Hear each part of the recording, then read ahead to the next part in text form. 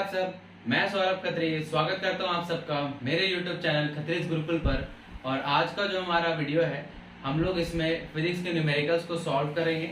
हमने last video में भी फिजिक्स का जो चैप्टर था इलेक्ट्रिसिटी, क्लास 10 का इलेक्ट्रिसिटी चैप्टर जो है उसके न्यूमेरिकल्स को सॉल्व किया था एनसीईआरटी बुक से। वहां हमने क्वेश्चन नंबर 12 तक सॉल्व कर लिया था। आज हम लोग क्वेश्चन नंबर 13 से आगे बढ़ेंगे। तो चलिए शुरू करते हैं। सबसे पहला जो क्वेश्चन का सॉल्यूशन है वो क्वेश्चन नंबर 13 का है। क्वेश्चन देखिए क्या बोल रहा है। क्वेश्चन बोल रहा है कि hot plate of an electric oven connected to a 220 volt line has two resistance coils A and B each of 24 ohm. ठीक है, एक हॉट मतलब एक इलेक्ट्रिक ओवन का हॉट प्लेट है जो कि 220 वोल्ट के मेन से कनेक्टेड है। वोल्टेज जो सप्लाई होगा वो 220 वोल्ट का होगा। और बोल रहा है कि उसमें दो रेजिस्टिंग कॉइल्स हैं A and B और दोनों का रेजिस्टेंस 24 ओम है। RA that is resistance of coil A, ये भी 24 है। और RB that is resistance of coil B, ये भी 24 है। ठीक है, आगे क्वेश्चन में क्या पूछता है कि which may be used separately in series or in parallel। मतलब क्या हो गया, ये दोनों रेजिस्टिंग कॉइल्स को हम अलग अलग भी ओवन में यूज कर सकते हैं। मतलब पहले A को लगाएंगे, फिर उसके बाद उसको निकाल के B को लगाएंगे, या फिर दोनों को सीरीज में कनेक्ट करके लगा देंगे, या दोनों को पैरेलल में कनेक्ट करके लगा देंगे। ऐसा हम लोग कर सकते हैं। तो क्वेश्चन एक्चुअल में क्या पूछ रहा है कि what are the currents in each cases. What are the currents in each cases मतलब जब हम इसको अलग अलग यूज करेंगे, जब सीरीज में यूज करेंगे और जब पैरेलल में यूज करेंगे, तब करंट्स क्या क्या होंगे। तो चलिए सबसे पहले क्या करते हैं, देखिए अलग अलग। पहला case 1, when both coils are used separately,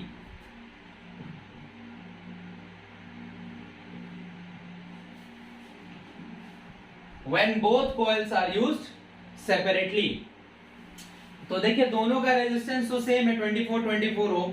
तो हम चाहे किसी को भी लगाए, या तो कॉइल A को लगाए या कॉइल B को लगाए, दोनों केस में रेजिस्टेंस सेम रहेगा। और चूंकि पोटेंशियल डिफरेंस भी सेम है तो करंट दोनों के लिए सेम ही आएगा। ठीक है, अलग अलग जब हम यूज करेंगे तो या तो A को लगाए या B को लगाए, क्योंकि दोनों का रेजिस्टेंस सेम है। तो फ्रॉम ओम्स लॉ हम लोग निकाल लेते हैं current. We know V is equals to Ri, so I will be equals to V upon R. So V is 220 volt, R is 24 ohm. So this will give us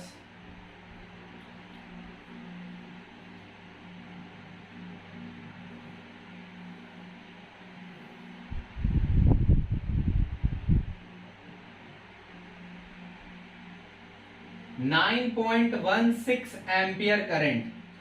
9.16 ampere current. ठीक है, हाँ 9.16 ampere current. ये RA लगाए या RB लगाए, मतलब पहला resisting coil लगाए या दूसरा रेजिस्टिंग कॉइल लगाए, दोनों केस में इतना ही करंट आएगा क्योंकि दोनों का रेजिस्टेंस सेम है। अब दूसरा केस देख लेते हैं जब दोनों को सीरीज में यूज करेंगे। When both coils are used in series, जब सीरीज में यूज करेंगे तो इक्विवेलेंट रेजिस्टेंस RS जो होगा वो RA प्लस RB होगा। दैट इज दोनों रेजिस्टेंस का सम। 24 प्लस 24 दैट इज 48 ओम। अब अगेन ओम्स लॉ से हम लोग जानते हैं V is equals to RI होता है और I is equals to V upon R। V का वैल्यू 220 वोल्ट पता है, R हमारा 48 ओम आ गया है। इस केस में क्या करना है, सिंपली इस केस में करंट कितना हो जाएगा 4.58 एम्पियर के करीब। 4.58 एम्पियर के करीब करंट आएगा इस केस में जब सीरीज में कनेक्ट करेंगे। अब थर्ड केस क्या है, जब पैरेलल में कनेक्ट करेंगे तीनों को। ठीक है, case 3, when both coils are used in parallel, तो again equivalent resistance Rp that is 1 upon Rp will be equal to 1 upon Ra plus 1 upon Rb। ठीक है, and this will be equal to 1 upon 24 plus 1 upon 24, and this will become 2 upon 24, that is 1 upon 12, and therefore Rp will be equal to 12 ohm, will be equal to 12 ohm. और फिर उसी तरीके से current निकाल लेंगे, I is equals to V upon R, I is equals to V upon R के help से हम लोग करंट निकालेंगे. तो यहां से आएगा 220 upon 12, 220 upon 12, क्योंकि ओम्स लॉ से V is equals to RI होता है, तो I is equals to V upon R हो जाएगा 220 upon 12, और यहां से ये वैल्यू हमको मिल जाएगा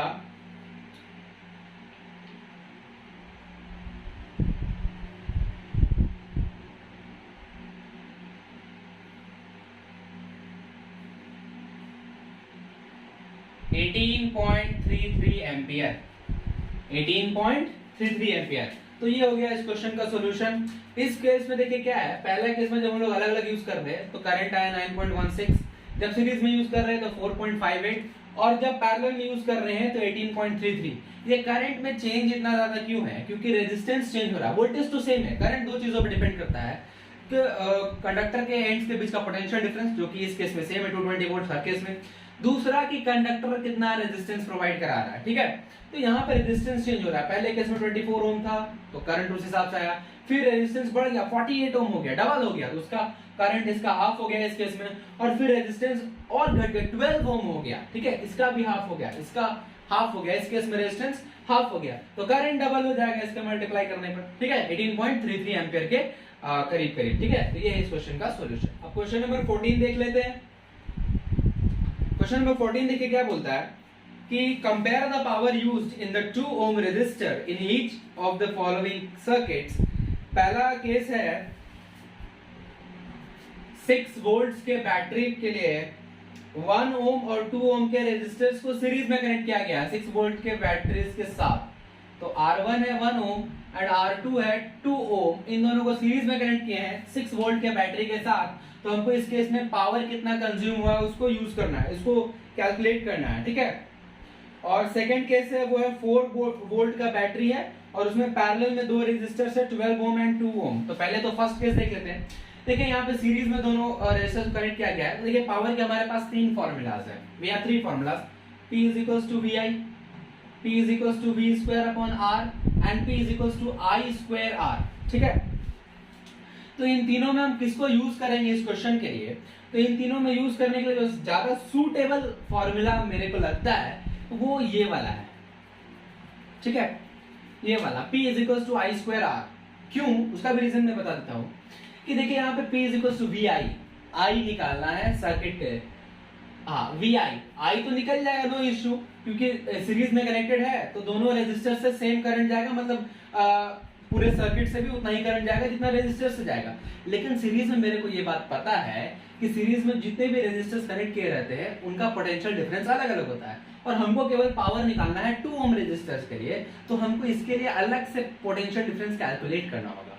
ठीक है, जो एक मेरे लिए थोड़ा एक एक्स्ट्रा स्टेप हो जाएगा, एक्स्ट्रा वर्क हो जाएगा. सेकंड केस में वही चीज है, V हमको कैलकुलेट करना पड़ेगा. ठीक है, लेकिन थर्ड फॉर्मूला में V है नहीं, I है जो कि हम इजीली कैलकुलेट कर लेंगे, और R तो 2 ओम हमको निकालना है, तो R की जगह पे वो 2 ओम पुट कर देंगे तो हमारा वो वैल्यू मिल जाएगा. ठीक है, तो हम लोग इस वाले फॉर्मूला को यूज करेंगे. इन दोनों को इरेज कर लेते हैं. सबसे पहले तो करंट फाइंड कर लेते हैं. तो करंट फाइंड करने के लिए हम लोग को सबसे पहले इक्विवेलेंट रेजिस्टेंस RS निकालना होगा, जो कि R1 प्लस R2 के इक्वल होगा, जो कि 1 प्लस 2 दैट इज 3 ओम के इक्वल होगा. ठीक है, अब सर्किट में करंट निकालेंगे तो I is equals to V upon R, we all know. ठीक है, हम लोग सब जानते हैं कि I is equals to V upon R. तो पोटेंशियल डिफरेंस है 6 वोल्ट्स का और R है 3 ओम. टोटल रेजिस्टेंस, यहाँ पे टोटल क्यों लेंगे? क्योंकि दोनों रेजिस्टर्स जो है सीरीज में कनेक्टेड है, दोनों रेजिस्टर्स सीरीज में कनेक्टेड है, और हम पूरे सर्किट के लिए करंट निकाल रहे हैं. क्यों सर्किट के लिए निकाल रहे हैं? क्योंकि सर्किट में जितना करंट रहेगा उतना ही दोनों रेजिस्टर्स में भी रहेगा, क्योंकि दोनों सीरीज में है. ठीक है, तो ये आ जाएगा 2 एम्पियर, ये आ जाएगा 2 एम्पियर. तो 2 एम्पियर का करंट 2 ओम के रेजिस्टर से भी पास होगा. तो नाउ पावर के लिए हम लोग जो फॉर्मूला है I स्क्वायर R, यहां से I की जगह पे 2 का स्क्वायर इनटू R की जगह पे 2, दैट इज ये 4 इनटू 2 दैट इज 8 वॉट्स का पावर यूज करेगा, 8 वॉट्स का पावर यूज करेगा. तो ये हो गया फर्स्ट. सेकंड वाला देख ले, बैटरी था 4 वोल्ट का और रेजिस्टर्स थे दो, R1 था 12 ओम एंड R2 था 2 ओम। इस केस में भी हमको 2 ओम रेजिस्टर जो है 2 ओम वाला वो कितना पावर यूज करेगा उसको कैलकुलेट करना है। लेकिन यहाँ पर एक बात हमारे लिए इजी क्या है कि यहाँ पे दोनों रेजिस्टर्स जो है पैरेलल में कनेक्ट किया हुआ है, ठीक है। पैरेलल में कनेक्ट करने पर क्या होता है, पोटेंशियल डिफरेंस सेम हो जाता है, करंट चेंज होता है, ठीक है। पोटेंशियल डिफरेंस सेम होता है, करंट चेंज होता है। और इस केस में हमको पावर कंजम्पशन निकालने के लिए हमारे पास जो तीन फार्मूलाज थे उसमें जो सेकंड वाला मैंने लिखा था P = V²/R, इसका यूज इजीली कर सकते हैं क्योंकि पोटेंशियल डिफरेंस जो गिवन है और पैरेलल में दोनों रेजिस्टर्स के लिए सेम रहेगा, तो 2 ओम के रेजिस्टर का भी पोटेंशियल डिफरेंस 4 वोल्ट ही रहेगा। और R को 2 ओम हमको पुट ही करना है क्योंकि उसी के लिए हम पावर कंजम्पशन को कैलकुलेट कर रहे हैं, ठीक है। तो इसमें कोई करंट वगैरह निकालने का लफड़ा नहीं है, सीधे पुट कर देते हैं V²/R, V के जगह पे 4 का स्क्वायर अपॉन R के जगह पे 2, दैट इज 16/2। ये भी आंसर आ जाएगा 8 वोल्ट्स, ठीक है। तो ये है क्वेश्चन नंबर 14 का सॉल्यूशन, काफी इजी सा। अब क्वेश्चन नंबर 15 देख लेते हैं हम लोग। क्वेश्चन नंबर 15 में देखिए क्या बोल रहा है, two lamps, one rated 100 watts at 220 volt and the other 60 watts at 220 volt are connected in parallel to electric main supply. What current is drawn from the line if the supply voltage is 220 volt? देखिए क्या बोल रहा है, number 15, supply voltage है 220 volts का और दो lamps हैं। पहला L1 लैंप अगर हम कंसीडर करें तो L1 लैंप के लिए जो पावर रेटिंग है वो है 100 वॉट्स का एट वोल्टेज 220 वोल्ट, और L2 that is second lamp के लिए पावर रेटिंग है 60 वॉट्स का एट वोल्टेज 220 वोल्ट। मतलब क्या है कि अगर हम दोनों लैंप्स को अलग अलग 220 वोल्ट्स के मेन से कनेक्ट करेंगे तो ये 100 वॉट का पावर यूज करेगा और ये 60 वॉट का पावर यूज करेगा या फिर हम लोग को पावर रिलीज करेगा, ठीक है। तो ये बात है। अब बोल रहा है कि इन दोनों लैंप्स को पैरेलल में कनेक्ट करने पर कितना करंट आएगा सर्किट में। तो अगेन वही बात, सर्किट में करंट को डिसाइड करने वाले फैक्टर्स होते हैं दो, एक तो पोटेंशियल डिफरेंस, दूसरा the resistance of the conductor, ठीक है। दूसरा the resistance of the conductor. यहाँ पे पोटेंशियल डिफरेंस 220 वोल्ट है, ये तो ऊपर नीचे हो नहीं रहा है, जो करंट ऊपर नीचे हो तो डिसाइड करेगा रेजिस्टेंस ऑफ द कंडक्टर्स या फिर resistance of the two lamps, ठीक है। इन दोनों लैंप्स में बल्ब लगा होगा, बल्ब का फिलामेंट का जो रेजिस्टेंस होगा वो डिसाइड करेगा कि करंट कितना आएगा सर्किट में। तो सबसे पहले हमको क्या करना है, दोनों लैंप्स का रेजिस्टेंस फाइंड करना है, फिर उनको पैरेलल में कनेक्ट करके हम लोग इक्विवेलेंट रेजिस्टेंस निकालेंगे और देन करंट का कैलकुलेशन करेंगे। तो सबसे पहले तो इसका रेजिस्टेंस निकाल लेते हैं। हमारे पास रेजिस्टेंस निकालने के लिए फॉर्मूला है पावर के गिवन होने पर P = V²/R, तो यहाँ से R आ जाएगा V²/P, तो this will become 220 × 220 upon P के जगह पे 100 वॉट्स, ये कैंसिल हो गया, आया 484 ओम्स। तो ये आ गया 484 ओम्स का। चलिए पहला लैंप के लिए। दूसरा लैंप्स के लिए ये R1 कंसीडर कर लेते हैं, इसको R2 कंसीडर कर लेते हैं। दिस विल बिकम P2/V, इसको P1 P2 लिख देते हैं, V तो दोनों के लिए सेम है, ठीक है। P2/V, P2 is 60, sorry formula is V²/P2, तो वोल्टेज तो अभी भी है वही 220 × 220 अपन पावर जो है सेकंड लैंप का वो 60 है, ठीक है। कैलकुलेट कर लेते हैं, ये तो कैंसिल हो गया, तो ऊपर हो गया 4840/6, 4840/6 इतना आ गया रेजिस्टेंस। चलिए आगे कटता है 2 से, ये 3 टाइम्स में, ये कटेगा 2420 टाइम्स में, तो दिस विल बिकम 2420/3 ओम्स। इतना रेजिस्टेंस आ गया लैंप 2 का। अब दोनों को पैरेलल में कनेक्ट करके हमको करंट का वैल्यू निकालना है, चलिए वो भी कर लेते हैं। अब अगर हम दोनों को पैरेलल में कनेक्ट करें तो सर्किट कुछ ऐसा बनेगा हमारा।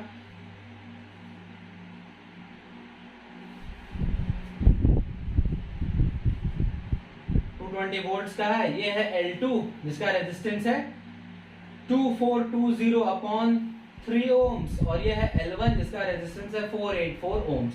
हमको पहले क्या करना होगा, इक्विवेलेंट रेजिस्टेंस पैरेलल में कैलकुलेट करना होगा, ठीक है। चलिए इक्विवेलेंट रेजिस्टेंस क्या हो जाएगा, 1/RP will be equal to 1/R1 + R2, 1/R2 तो 1/R1 है 484 और R2 है 1 दिस विल 2420/3, तो ये हो जाएगा 1/484 प्लस ये हो जाएगा 3/2420। ठीक है, यहां से कैलकुलेट करते हैं तो एलसीएम आएगा 2420 अपॉन ये आ जाएगा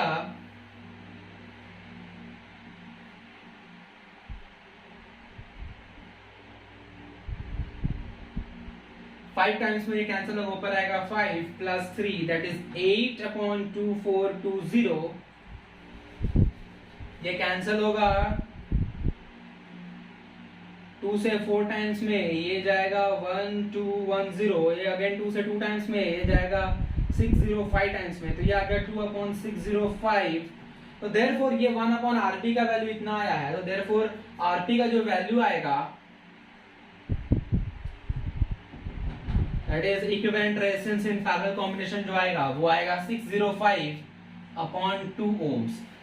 इतना आ गया हमारा इक्विवेलेंट रेजिस्टेंस दोनों लैंप्स को पैरेलल में कनेक्ट करने पर। ठीक है, पैरेलल में कनेक्ट करने पर सीधे करंट निकालना है, तो I = V/R, V is 220 volt, R is 605/2, so this will become 220 into 2/605। तो ये और ये 5 से कैंसिल होगा, ये हो जाएगा 44 टाइम्स में, ये हो जाएगा 121 टाइम्स में, ये दोनों 11 से जाएगा, ये 4 टाइम्स में और ये 11 टाइम्स में, ये हो जाएगा 8/11 ampere. So this will become 0.71 ampere, 0.71 ampere. So the final answer is 0.71 ampere. तो इस तरह से करंट का वैल्यू हमारा निकलेगा। ठीक है, तो हम लोग क्या किए इस क्वेश्चन में, सिंपली दोनों लैंप्स का रेजिस्टेंस फाइंड करना था, बस यही एक एक्स्ट्रा काम करना था। बाकी दोनों रेजिस्टेंस को पैरेलल में कनेक्ट करना, दोनों का इक्विवेलेंट रेजिस्टेंस फाइंड करना, देन करंट फाइंड करना सर्किट में, बहुत इजी काम है। ठीक है, तो ये है सॉल्यूशन। सो नेक्स्ट क्वेश्चन है क्वेश्चन नंबर 16। देखिए क्वेश्चन क्या बोलता है, which uses more energy, a 250 watt TV set in 1 hour और a 1200 watt toaster in 10 minutes. ठीक है, दो हमारे पास अप्लायंसेस है। क्वेश्चन नंबर 16, दो अप्लायंसेस है, एक है टीवी सेट जिसका पावर है 250 वॉट्स और इसको ऑपरेट कर रहे हैं 1 आवर तक। ठीक है, 1 आवर के लिए यूज कर रहे हैं, और दूसरा है एक टोस्टर जिसका पावर है 1200 वॉट्स और जिसको केवल यूज कर रहे हैं 10 मिनट्स तक। ठीक है, दोनों केस में हमको कितना क्या है, कितना एनर्जी यूज करेगा दोनों अप्लायंस अपने गिवन टाइम में, इस चीज को हमको कैलकुलेट करना है। मतलब 1 घंटा इस टीवी को चलाएंगे तो कितना एनर्जी, इलेक्ट्रिकल एनर्जी कंज्यूम होगा, और 10 मिनट में इस टोस्टर के लिए कितना इलेक्ट्रिकल एनर्जी कंज्यूम होगा, ये कैलकुलेट करना है। तो इलेक्ट्रिकल एनर्जी हम लोग को निकालने के लिए पावर फॉर्मूला जो हमारे पास है E = PT, power into time से हम लोग एनर्जी को फाइंड कर सकते हैं। ठीक है, इजी है, कोई दिक्कत नहीं, पावर भी गिवन है, टाइम भी गिवन है, बट हम यहाँ पे क्या करेंगे, टाइम को सेकंड्स में चेंज कर लेंगे, जिससे क्या हो कि हमारा जूल में आंसर आ गया। ठीक है, यहाँ पे आवर में है तो ये वॉट आवर में आंसर देगा, ये मिनट्स में है, तो हम चाहे तो वॉट आवर में, किलोवाट आवर में भी निकाल सकते हैं या फिर जूल में भी निकाल सकते हैं। ठीक है, तो हम जूल में यहाँ पे बता रहे हैं। तो 1 आवर में 3600 सेकेंड होते हैं। ठीक है, और 10 मिनट्स में 600 सेकेंड्स होते हैं।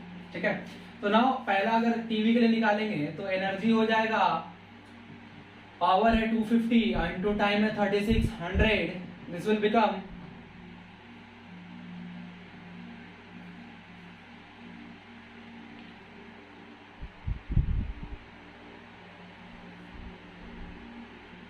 9 लाख जूल। ठीक है, 9 इंटू 10⁵ जूल, इतना एनर्जी टीवी सेट यूज करेगा 1 घंटे में। और टोस्टर के लिए देखें तो E = PT, power is 1200, T time is 600 seconds, so this will become 7.2 into 10⁴, sorry 5 joule. ठीक है, तो ये 9 लाख जूल्स यूज कर रहा है, ये 7,20,000 जूल यूज कर रहा है। तो ज्यादा एनर्जी कौन यूज कर रहा है, टीवी सेट। ठीक है, तो TV set uses more energy, काफी इजी सा क्वेश्चन। ठीक है, नेक्स्ट क्वेश्चन है नंबर 17। देखिए क्वेश्चन क्या बोलता है, an electric heater of resistance 8 ohm draws 15 ampere from the service mains 2 hours. ठीक है, 2 आवर्स, 2 घंटे में एक इलेक्ट्रिक हीटर है जिसका रेजिस्टेंस 8 ओम का है, वो 2 घंटे तक यूज करने पे 15 एम्पियर करंट विड्रॉ करता है मेन से। ठीक है, तो calculate the rate at which heat is developed in the heater, मतलब हमको रेट ऑफ हीट डेवलपिंग हमको ये कैलकुलेट करना है, किस रेट से हीट प्रोड्यूस हो रहा है हीटर में। ठीक है, तो सबसे पहले देखिए क्वेश्चन में क्या क्या गिवन है उसको हम लिख लेते हैं। 17 रेजिस्टेंस गिवन है हीटर का 8 ओम, करंट गिवन है 15 ampere, I is given and T time is given 2 hours, and we have to calculate rate of heat energy produced। ठीक है, हमको रेट निकालना है, हीट एनर्जी किस रेट से प्रोड्यूस हो रहा है। तो हीट एनर्जी जो रेट मतलब क्या होता है कि total heat energy produced, heat produced by time, time से डिवाइड करते तभी ना रेट निकलता है। उसको इधर लिख लेते हैं हम लोग, ये हो जाएगा हीट प्रोड्यूस्ड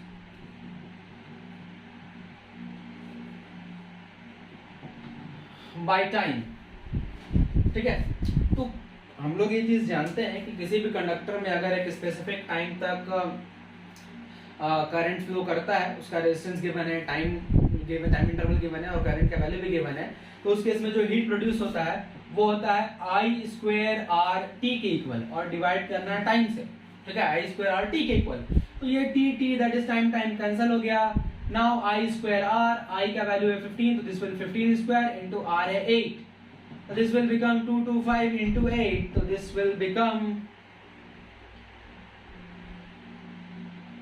1800 जूल पर सेकेंड और वॉट्स, 1800 जूल पर सेकेंड और वॉट्स, क्योंकि हम लोग जानते हैं जूल पर सेकेंड को वॉट भी हम लोग बोलते हैं। ठीक है, वॉट होता है जूल पर सेकेंड।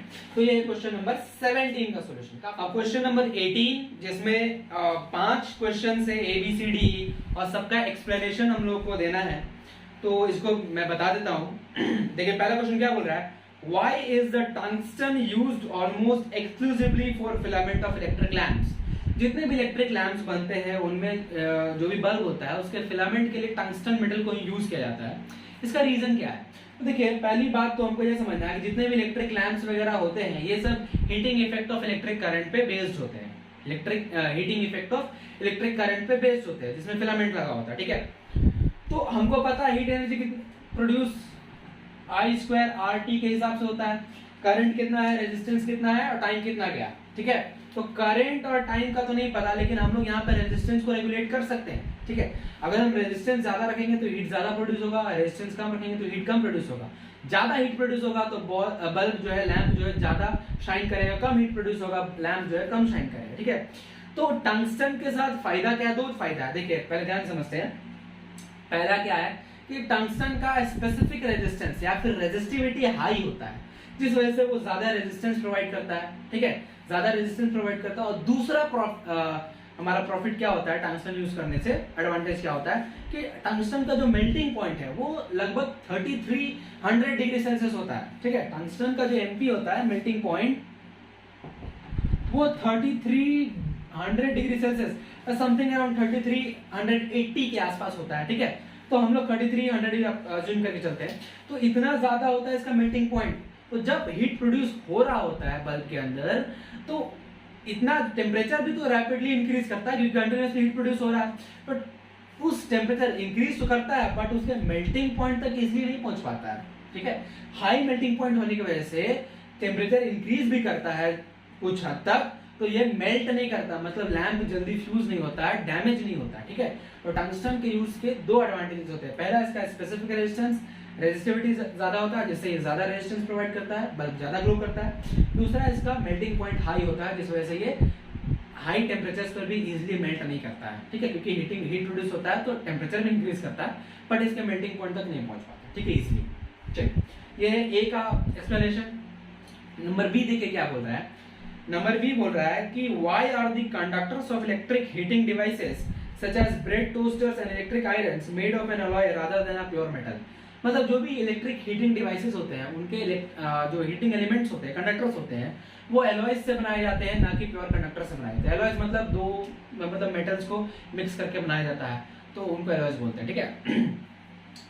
तो प्योर कंडक्टर से नहीं बनाते हैं उनके कंडक्टर्स को, हीटिंग एलिमेंट के कंडक्टर्स को। रीजन क्या है इसके पीछे का?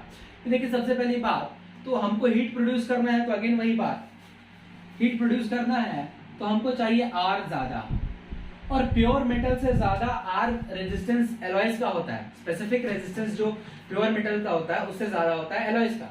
तो एलॉयज के केस में तो पहला एडवांटेज ये हो गया, ठीक है। दूसरा एडवांटेज क्या है कि एलॉयज मतलब क्या है कि हाई टेम्परेचर पे भी इजीली ऑक्सीडाइज नहीं होते हैं, ठीक है। हम यहाँ पर अभी हम लोग बल्ब में टंगस्टन यूज करते हैं, उसका भी रीजन देखें कि टंगस्टन का भी स्पेसिफिक रेजिस्टेंस ज्यादा होता है, मेल्टिंग पॉइंट भी ज्यादा होता है, तो वो तो एलॉयज का भी होता है। एलॉयज भी ज्यादा रेजिस्टेंस प्रोवाइड कराता है और मेल्टिंग पॉइंट एलॉयज का भी ज्यादा होता है, तो हम टंगस्टन को क्यों नहीं यूज कर लेते एलॉयज की जगह पे, ठीक है। तो इसका रीजन ये है कि टंगस्टन उस हाई टेम्परेचर पे अगर एयर के कांटेक्ट में रहेगा तो तुरंत ऑक्सीडाइज हो जाएगा और फिर वो हीटिंग मतलब वो वर्क करना बंद कर देगा, ठीक है, तुरंत ऑक्सीडाइज हो जाएगा। लेकिन एलॉयज चूंकि मतलब एलॉयज के केस में ऐसा नहीं होता है, ठीक है। एलॉयज जो है उस हाई टेम्परेचर पे भी इजीली ऑक्सीडाइज नहीं होते, एयर में जो ऑक्सीजन अवेलेबल है उसके कांटेक्ट में आकर के ऑक्सीडाइज नहीं होते, जिससे क्या होता है कि वो लंबे टाइम तक चलते रहता है, ठीक है। तो ये हो गया सेकंड नंबर का एक्सप्लेनेशन। थर्ड का एक्सप्लेनेशन अगर हम लोग देखें, so why is the series arrangement is not used in domestic circuits? Domestic circuits में हम लोग सीरीज अरेंजमेंट को क्यों नहीं यूज करते हैं? इसका भी रीजन बहुत सिंपल सा है। सीरीज में कुछ डिसएडवांटेजेस क्या हैं वो देख लीजिए, उसी वजह से हम लोग नहीं यूज करते हैं। देखिए, अगर हम लोग सपोज करते हैं, सीरीज का मतलब हो गया कि जितने भी अप्लायंसेस हमारे हम लोग घर में यूज करेंगे वो सब एक ही वायर से कनेक्टेड होगा, ठीक है। तो हम एक लेते हैं, यहाँ सबसे पहले हम लोग कनेक्ट कर देते हैं सपोज टीवी, फिर आता है बल्ब, फिर आता है सपोज रेफ्रिजरेटर, फिर आ गया suppose washing machine, WM washing machine, और ये आगे जाकर के फिर करंट का सप्लाई यहाँ से हम लोग देते हैं, ठीक है। यहाँ से कुछ सप्लाई दे रहे हैं और यहाँ से करंट एंटर कर रहा है और यहाँ से सर्किट से बाहर निकल रहा है, ठीक है, यहाँ से बाहर निकल रहा है। तो ये तब तक तो ठीक है भाई, जब तक सारे अप्लायंसेस ठीक है, करंट इधर से जा रहा है, सारे अप्लायंसेस में अंदर जा रहा है, उनसे बाहर निकल रहा है और वापस आ जा रहा है, तो सारे अप्लायंसेस वर्क कर रहे हैं। बट एक प्रॉब्लम क्या है इसमें कि अगर इनकेस मान लीजिए टीवी खराब हो गया या फिर बल्ब ही फ्यूज हो गया, यहाँ से फ्यूज हो गया, ठीक है, अब यहाँ से करंट आगे नहीं जा सकता है, तो क्या होगा, सारा का सारा अप्लायंसेस वर्क करना बंद कर देगा, सारा का सारा अप्लायंसेस वर्क करना बंद कर देगा। क्यों भाई? क्योंकि यहीं पर करंट रुक जाएगा, मतलब करंट यहाँ से आगे नहीं बढ़ सकता, तो करंट यहाँ से निकलेगा ही नहीं। तो चूंकि एक अप्लायंस खराब हुआ, उस चक्कर में सारा का सारा अप्लायंस वर्क करना बंद कर देगा, और ये हमारे लिए डिफिकल्टी है फिर, ठीक है, ये हमारे लिए डिफिकल्टी है। हम इस केस में टीवी को सेपरेटली नहीं यूज कर सकते, हमको यूज करना होगा तो चारों को करना होगा, ना ही वॉशिंग मशीन को सेपरेटली यूज कर सकते, ना ही रेफ्रिजरेटर को, ना ही बल्ब को। अगर हम स्विच ऑन करेंगे तो चारों एक साथ ऑन हो जाएगा, स्विच ऑफ करेंगे चारों एक साथ ऑफ हो जाएगा। ये सीरीज में डिसएडवांटेज होता है, जो कि पैरेलल में नहीं होता। पैरेलल में सारे अलग अलग कनेक्टेड होते हैं, तो कोई एक अगर बंद मतलब डैमेज हो जाता है या फ्यूज हो जाता है, तो बाकी सारे अप्लायंसेस वर्क करते रहते हैं, ठीक है। तो ये पैरेलल और सीरीज का ये डिसएडवांटेज है, ठीक है, जो कि पैरेलल में नहीं है, इस वजह से हम लोग पैरेलल कनेक्शन को यूज करते हैं डोमेस्टिक सर्किट्स में। तो ये था सी का एक्सप्लेनेशन। अब डी की अगर हम बात करें तो डी में पूछता है कि किसी भी कंडक्टर का रेजिस्टेंस उसके thickness that is cross sectional area पे किस तरह से डिपेंड करता है। तो ये हमने प्रीवियस वीडियोस में देखा है कि factors affecting the resistance of a conductor, उसमें हमने चौथा फैक्टर देखा था कि एरिया ऑफ क्रॉस सेक्शन पर उसका किसी भी कंडक्टर का रेजिस्टेंस इनवर्सली डिपेंड करता है। अगर एरिया ऑफ क्रॉस सेक्शन बढ़ेगा रेजिस्टेंस घटेगा, एरिया ऑफ क्रॉस सेक्शन घटेगा रेजिस्टेंस बढ़ेगा। दैट इज जो रेजिस्टेंस है वो एरिया ऑफ क्रॉस सेक्शन पे इनवर्सली डिपेंड करता है। R is inversely proportional to A या फिर R is directly proportional to 1/A, ठीक है। तो ये चौथा का है। अब पांचवा की अगर हम बात करें तो पांचवा में पूछ क्या रहा है कि why are copper and aluminum wires usually employed for electricity transmission। देखिए, इलेक्ट्रिसिटी ट्रांसमिशन के लिए यूजुअली कॉपर या फिर एल्यूमिनियम वायर का ही यूज करते हैं। तो पहला बात तो क्या है कि कॉपर और एल्यूमिनियम वायर का स्पेसिफिक रेजिस्टेंस काफी कम होता है, जिस वजह से ये इलेक्ट्रिसिटी ट्रांसमिशन में काफी कम रेजिस्टेंस प्रोवाइड करते हैं इलेक्ट्रिसिटी के फ्लो में, ठीक है। क्योंकि देखिए क्या होता है कि इलेक्ट्रिसिटी ट्रांसमिशन मतलब क्या है, दूर दूर के इलाकों में इलेक्ट्रिसिटी भेजना है। सब स्टेशन मान लेते हैं कहीं है, उससे 10-10, 20-20 किलोमीटर दूर तक इलेक्ट्रिसिटी जा रहा है। अब वायर में करंट दौड़ेगा तो हीट भी प्रोड्यूस होगा। हम लोग को अगर चार्जेस को एक जगह से दूसरी जगह मूव कराना है, हम लोग ये जानते हैं कि चार्जेस को मूव कराने में एनर्जी कंज्यूम होता है, और जितना दूर तक ले जाएंगे उतना ज्यादा हीट एनर्जी प्रोड्यूस होगा। तो वो हीट एनर्जी भी हमको ही प्रोवाइड करना होगा, एनर्जी का अमाउंट, वो हीट एनर्जी भी हमको ही प्रोवाइड करना होगा, ठीक है। तो उस हीट एनर्जी बहुत ज्यादा लॉस हो जाएगा। अगर हम आयरन का यूज करेंगे तो उसका रेजिस्टेंस ज्यादा होगा, ज्यादा हीट प्रोड्यूस होगा, तो जो एनर्जी हम इलेक्ट्रॉन्स के मूवमेंट में दे रहे हैं, चार्ज को मूव करने में एनर्जी जो सप्लाई कर रहे हैं, उसका बहुत ज्यादा पार्ट हीट के फॉर्म में एनवायरनमेंट में लॉस हो जाएगा, जो कॉपर और एल्यूमिनियम के केस में कम हो जाता है। क्यों? क्योंकि इनका स्पेसिफिक रेजिस्टेंस कम होता है, जिस वजह से ये लो रेजिस्टेंस प्रोवाइड करते हैं करंट के फ्लो में, ठीक है, जिस वजह से हीट एनर्जी कम प्रोड्यूस होता है और लॉस ऑफ एनर्जी भी कम हो जाता है, ठीक है। तो इस वजह से हम लोग इन जनरल कॉपर और एल्यूमिनियम वायर का यूज करते हैं इलेक्ट्रिसिटी ट्रांसमिशन में, ठीक है। तो यहाँ पर एनसीईआरटी के ऑलमोस्ट सारे क्वेश्चंस का सॉल्यूशन हमने देख लिया है। मुझे उम्मीद है कि आप लोगों को ये वीडियो पसंद आया होगा, और अगर आपको मेरी वीडियोस अच्छी लगती हैं तो आप मेरे वीडियोस को लाइक कर लीजिए, और मेरे चैनल खतरीज गुरुकुल को सब्सक्राइब करके बगल में जो बेल आइकन है उसको प्रेस करके ऑल को सिलेक्ट कर लीजिए, जिससे कि हमारे हर नए वीडियो का नोटिफिकेशन आप तक पहुंचता है। तो मिलते हैं आप लोगों से एक नए वीडियो लेक्चर में, तब तक के लिए थैंक यू।